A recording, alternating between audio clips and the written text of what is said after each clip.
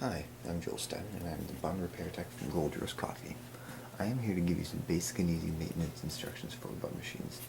Today I will be explaining a simple technique to keep your coffee flowing well. This is called springing.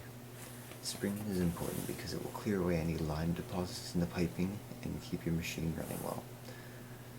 The springing is a very easy task. You simply grab the spray head, twist it to the left until it comes loose, take it right off, take your spring, insert it into the piping, and push it through. Sometimes I find that the solid edge will catch, the flat edge will catch, so it is easiest to twist as you push it in.